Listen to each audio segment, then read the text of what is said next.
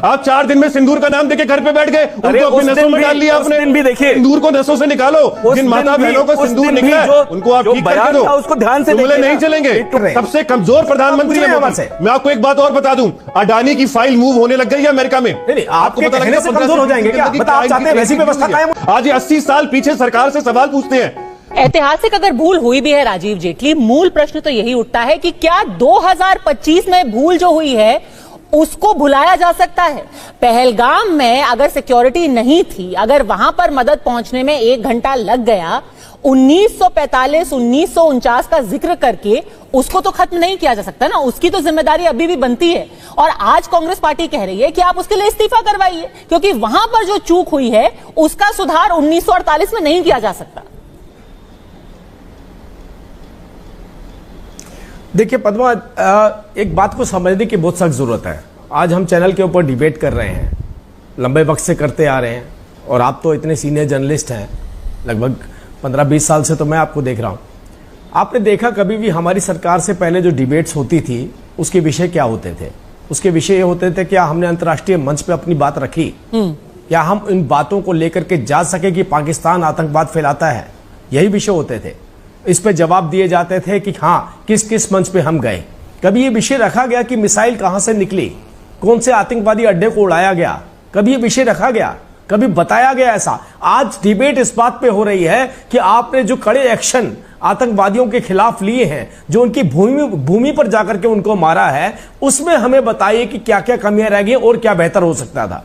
अब ये सोचिए, दोनों बातें बिल्कुल अलग है। हमने तो लगभग 650 जावें गंवाई हैं मात्र 3 साल के अंदर, 2005 से लेकर 2008 के बीच में, और एक बार भी कल्पना भी नहीं हुई कि क्या हम कभी पाकिस्तान की भूमि पर जाकर उनको मार सकते हैं। आज ये विषय उठ रहा है कि जो आपने मारा, जो आतंकवादियों को मारा, जो उनके अड्डे उड़ाए, वो अड्डे जो उड़ाए वो कितने उड़ाए, कैसे उड़ाए, कौन सा बम था, कौन सा नहीं था, कितना डैमेज हुआ, कितना नहीं हुआ, ये एक चर्चा का विषय हो रहा है। इसीलिए हमने बोला कि जो नींव आपने रखी थी, हमारी तो सबसे बड़ी प्रॉब्लम क्या रही थी, हम आतंकवादी को कब का हम खात्मा कर सकते थे अगर हमने तुष्टीकरण की नीति ना अपनाई थी, क्योंकि इस देश का मुसलमान हमारे साथ खड़ा। आज ये डरते थे कि अगर हम आतंकवादियों को मारेंगे तो मुसलमान हमारे खिलाफ हो जाएगा। अरे वो तो भारतीय जनता पार्टी के साथ खड़ा हुआ, देश के साथ खड़ा हुआ, सरकार के साथ खड़ा हुआ। अगर ये डर इनके अंदर ना होता तो क्या आतंकवादी आज होते? और आप ये सोचिए कि पाकिस्तान और कांग्रेस दोनों की एक ही नीति है। पाकिस्तान भी अपनी जनता के लिए नहीं बनी है, वो भी आतंकवादियों के लिए बनी है। अपनी सेना को तो कारगिल में छोड़ के चली गई कि हमारे सैनिक नहीं है, और जब हमने आतंकवादियों को जाकर के पाकिस्तान में मारा तो उनके कॉफिन के ऊपर अपना झंडा फैला रहे हैं। डॉक्टर निशांत आनंद, आपने नींव रखी आतंकवाद की और उन्होंने अपनाई। अगर उसी नीति के तहत हम चलेंगे, और उसको आपने फलने फूलने भी दिया। लड़ रही है बीजेपी की सरकार, वो कह रहे हैं हम लड़ेंगे, लेकिन हम बस लोगों को ये बता रहे हैं कि कैसे उसकी नींव आपने रखी और कैसे उसको आपने फलने फूलने दिया आतंक को। डॉक्टर आनंद, देखिए भारतीय जनता पार्टी को आदत है किसी न किसी पीछे छुपने की। कभी वो इंडियन आर्म फोर्सेस के पीछे छुपते हैं, कभी वो पंडित जवाहरलाल नेहरू कांग्रेस पार्टी के पीछे छुपते हैं। 11 साल के अंदर इंडिया के अंदर 27 टेररिस्ट अटैक हुए हैं। हम शुरू करते हैं 22 तारीख से पहलगांव से। इंटेल की खबर थी, ये हिंदुस्तान टाइम्स और टाइम्स ऑफ इंडिया में आर्टिकल है कि intel informed the government that there can be a terrorist activity in Pahalgam. तो जहां पर 2000 लोगों की भीड़ होती है वहां पर कोई सिक्योरिटी क्यों नहीं थी? आगे आ जाते हैं, इन्होंने सिंदूर ऑपरेशन का नाम दिया कि माताओं और बहनों का सिंदूर उजड़ा है, उसका बदला मोदी सरकार लेगी। और फिर उसी सिंदूर को मोदी जी कहते हैं मेरी नसों में सिंदूर बह रहा है। तो अगर लॉजिकली आप देखें तो वो कितनी गलत बात कह रहे हैं कि जो सिंदूर उजड़ा है वो मेरी रगों में बह रहा है। तो ये डायलॉग बाजी। आज हम पूछ रहे हैं कि जो 4-5 टेररिस्ट थे क्या आपने पकड़ लिए? अगर वहां से सीज फायर का पाकिस्तान का फोन आया था कि हमें सीज फायर करना है, तो भैया आपने एक्सेप्ट किया है तो किसी शर्तों पे एक्सेप्ट किया होगा। ये तो हुआ नहीं होगा, फोन आया एक्सेप्ट कर लो, उन्होंने एक्सेप्ट कर लिया। तो क्या वो हमें 4 टेररिस्ट दे रहे हैं? क्या सिंदूर का बदला मोदी जी ले रहे हैं कि सिर्फ डायलॉग बाजी करके अपनी फोटो चिपका रहे हैं? तो ये समझना जरूरी है। ट्रंप ने 8 बार कहा कि मैंने ट्रेड के लिए रुकवाया, मोदी जी की आवाज नहीं निकली। ना मोदी जी पाकिस्तान पे हमला कर पा रहे हैं, ना ट्रंप को जवाब दे पा रहे हैं। सबसे कमजोर प्रधानमंत्री है मोदी। मैं आपको एक बात और बता दूं, अडानी की फाइल मूव होने लग गई है अमेरिका में। आपको पता लगने से कमजोर हो जाएंगे क्या? आप चाहते हैं वैसी व्यवस्था कायम हो जाए? आज ये ऐसी व्यवस्था थी। हाफिज सईद कैसे बच गया? और मारो हाफिज सईद और मारो, जो टेररिस्ट मार के गए थे, जो उन्होंने पहलगांव किया, पुलवामा किया, 27 टेररिस्ट अटैक करे, भारतीय जनता पार्टी ने एक को नहीं पकड़ा। आज ये 80 साल पीछे सरकार से सवाल पूछते हैं। 11 साल की सरकार होने के बाद पकड़ा आज क्या होता है? हम तो घर में हमारे घुस-घुस के क्या मार रहे हमारे हैं देश उनको। को दिया है? पकड़ा क्या होता है? कोई इन्होंने पकड़ा क्या शब्द होता है? पॉलिसी क्या है इनकी? हम तो वहां मार रहे हैं जहां से आज अमेरिका, जहां से खाद मिलती पाकिस्तान थी। का प्राइम मिनिस्टर हमने हमारे उसको मारा देश का जहां से प्राइम खाद मिनिस्टर को मिलती एक थी। तराजू में और हमने तोलता है। उसको भी और मारा जो कांग्रेस इस देश पार्टी में कहती खाद है देते हमारा थे। प्रधानमंत्री और इसीलिए बाहर बैठे हैं 10 कमजोर साल। नहीं है। कांग्रेस पार्टी कहती है हमारा प्रधानमंत्री इतना कमजोर नहीं है, लेकिन प्रधानमंत्री कांग्रेस के पीछे छुपना चाहता है, पंडित नेहरू के पीछे छुपना चाहता है, 80 साल पीछे जाना चाहता है।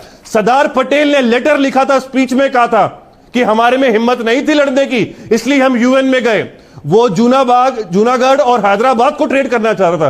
देखिए 11 साल में भारतीय जनता पार्टी सरदार पटेल ने मेरे ख्याल से ये नहीं लिखा था कि हमें हिम्मत नहीं है, उन्होंने ये लिखा था कि हमारी फोर्सेस क्योंकि हैदराबाद में भी डिप्लॉयड हैं, तो पाकिस्तान से कम सैन्य शक्ति इस वक्त हमारे पास कश्मीर के अंदर डिप्लॉयड है। ओम जी उपाध्याय, अगर आप इस पे थोड़ा सा रोशनी डाल सके। ऐसा मेरे ख्याल से हमारे देश में सरदार पटेल ने यह नहीं लिखा कि हमारे पास हिम्मत नहीं है पीओके वापस। अच्छा है बोल ज्वाइंट पाकिस्तान जी, आप क्यों इंटरप्ट कर रहे हैं? वो बता रहे हैं ना, अपनी कहानी बता रहे हैं खुद। 13 सितंबर 1947 को पटेल साहब ने कहा था we accept Kashmir joint Pakistan. He said open fight then do a disguise warfare. देखिए अगर आर्मी चीफ कह रहा है कि हम और लड़ाई नहीं लड़ सकते, तो कोई पढ़ा लिखा प्रधानमंत्री उस चीज को आगे नहीं बढ़ाएगा। आज ये 80 साल पीछे क्या जनता को दिखाना चाहते हैं कि मैं कितना कमजोर प्रधानमंत्री हूं? 11 साल में आज हमारी फॉरेन पॉलिसी हो, चाहे हमारी ट्रेड की जो डील हो, आज हम टैरिफ। ठीक है, एक सेकंड, क्या आपने यहाँ जो पॉइंट उठाया उसको क्लैरिफाई करना बहुत जरूरी है। ओम जी उसको क्लैरिफाई करेंगे, फिर साजिद सुपारी। सरदार बार-बार किसी भी सरदार पटेल। एक आखिरी बात, योगी जी ने लोकसभा चुनाव में कहा था कि इस बार प्रधानमंत्री आपको पीओके ला के देंगे, 6 महीने में आपको पीओके ला के देंगे। अमित शाह ने पार्लियामेंट कहा था 3 दिन अगर आप कह रहे हैं कि हमारा होता, आर्मी ने अपने हथियार डाल दिए थे, उन्होंने कहा था कि हमारे पास हिम्मत नहीं है, ये एक बहुत बड़ी बात कह रहे हैं। और मुझे ऐसा इतिहास में कभी याद नहीं है कि मैं वही बात बोल रहा हूँ आपसे। सरदार पटेल ने कहा हो कि हमारी आर्मी लड़ नहीं सकती। इंडियन आर्मी चीफ जितना मुझे याद है, जितना मैंने पढ़ा है सर, हमारी आर्मी वहां जमीन पर। एक सेकंड, सबका ऑडियो डाउन। ओम जी उपाध्याय, इसका लाइन करेक्ट करना बहुत जरूरी है। सरदार पटेल ने कभी भी किसी करेस्पॉन्डेंस में, किसी भी बातचीत में जो रिकॉर्ड पे है, ऐसा कहीं कोई स्टेटमेंट नहीं आया। मैं चुनौती देके कहता हूं कि डॉक्टर साहब जो कह रहे हैं, अगर उसे प्रमाण के साथ मुझे दिखा दें तो ये संभव ही नहीं है, कहीं ऐसा नहीं आया। एक बात। दूसरी बात, अगर उस समय की आप बातचीत को जो रिकॉर्ड पे है आप उसको ध्यान से देखेंगे, डॉक्टर आनंद को रखिए। हाँ। तो 1 नवंबर से पहले, मतलब 26-27 को जब जिन्ना ने यह प्रयास किया अपनी सेना को बुला के, जनरल ग्रेसी और जनरल ओकेन को बुला के, कि वो फुल फ्लेज्ड वार लड़ें, और वहां पे उन्होंने मना कर दिया कि हम ऐसा नहीं कर सकते, हम अपने ही रिसोर्सेज को, दोनों तरफ उस समय ब्रिटिश सेना प्रमुख थे, उन्होंने कहा कि हम अपने रिसोर्सेज को क्यों बर्बाद करें, इसके लिए वो नहीं कर सकते, इंटरनेशनल वार में नहीं जा सकते वो, क्योंकि एक्सेशन हो चुका है। उस एक्सेशन को मानने के लिए तैयार नहीं थे। तब जिन्ना ने पासा फेंका कि आप आके हमसे लाहौर में बात करें। उन्होंने ये प्रस्ताव भेजा था, और रिकॉर्ड पे है डॉक्टर साहब ये कि उस प्रस्ताव पे जब बात हुई माउंटबेटन, नेहरू जी और पटेल के बीच, तो बाकी दोनों लोगों का, सरदार पटेल के अलावा दोनों का विचार था कि हमें जाना चाहिए लाहौर, हमें लाहौर जाना चाहिए अकेले। फिर उसके बाद 1 नवंबर को लाहौर गए, जब पटेल ने इसका बहुत मुखर विरोध किया कि क्यों जाए भाई, हमें कतई नहीं जाना चाहिए, युद्ध उन्होंने किया है, हमें जवाब देना है और पूरी मजबूती से जवाब देना है, हम उनसे बातचीत करने क्यों जाएं। और उसके बाद केवल माउंटबेटन गए, और उस बातचीत का पूरा जो रिजल्ट है वो आप देख लीजिए। ऐसा कतई नहीं हुआ था, कभी नहीं हुआ था। डॉक्टर आनंद, आप क्लैरिफाई करना चाहेंगे? देखिए, मैं अब रिपीट करता हूं, Indian army chief general Francis Robert Roy, मैं कोट कर रहा हूं डेट के साथ, that he warned of fatigue among Indian troops in Kashmir and told Nehru that an overall military decision was no longer possible. This is the army chief, not a politician. On 23rd December 1948, Butcher wrote that Pakistan was likely to go on the offensive and a broader war was possible. Now PM Modi has claimed in the past that Sardar Patel as PM would have gained POK. देखिए, in 13 September, last line, 13 September 1947, that he would accept, ये पटेल साहब ने कहा था, if Kashmir joined Pakistan, his idea was that Hyderabad and Junagadh could be traded for Kashmir. So हमें समझना जरूरी है कि आज देखिए, मैंने एक्सप्लेनेशन दी, मैं आपको बताया 80 साल पुरानी आज भारतीय जनता पार्टी छुप रही है अपनी नाकामियों को छुपाने के लिए। ठीक है। 11 साल के अंदर इनके पास सारी चीजें थी। आज की अर्थव्यवस्था, ठीक है, उन्होंने सोर्स कोट कर दिया है डॉक्टर उपाध्याय। आज मोदी जी डायलॉग बाजी के सिवा क्या कर रहे हैं इस देश के लिए? हमारी क्षमता नहीं है लड़ने की, ये कहा उन्होंने? What does it mean? What does it mean जब वो कह रहे हैं कि हमारे मिलिट्री फटीग है, हमारी मिलिट्री फटीग है, इसका क्या मतलब है?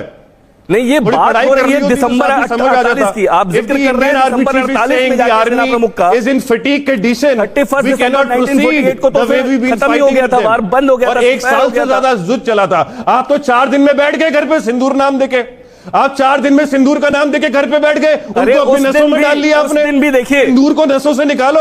जिन माता बहनों को सिंदूर निकला है उनको आप ठीक करके दो, उसको ध्यान से जुमले नहीं चलेंगे। It was focused. Modi ji ना पाकिस्तान पे हमला कर पा रहे हैं, ना ट्रंप को जवाब दे पा रहे हैं। घोषित सिर्फ कांग्रेस पार्टी पहले दिन ही नेहरू बोलने दीजिए, सुन लीजिए थोड़ा। ठीक है, वो पहले दिन ये घोषित था कि it was focused, measured and non escalatory. जब हमने कह दिया था कि नॉन एस्केलेटरी है और 9 ठिकानों को 150 लोगों को मार के आर्टिकल है 22 Pahalgam Intel inform the government air bases को उड़ाया, नौखान को उड़ाया, आप एक्सेप्ट ही नहीं करना चाहते, इस स्टोरी को एक्सेप्ट नहीं करना चाहते। ना आप टेररिस्ट अटैक की क्रेडिबिलिटी ले रहे हो, जो चाचा चौधरी ने अमेरिका में बैठ के पहले बता दिया, आप सीजफायर की एग्रीमेंट बता रहे हो, या आप ट्रंप को जवाब दे पा रहे हो। ठीक है, आप बहुत अलग अलग चीजों का जिक्र कर रहे हैं। पहले आप एक गलती हुई है कि देश ने प्रधानमंत्री मोदी को 3 बार प्रधानमंत्री बनाया। ठीक है, इस देश की जनता ने अपने ही देश की भुजाओं को कटते हुए देखा।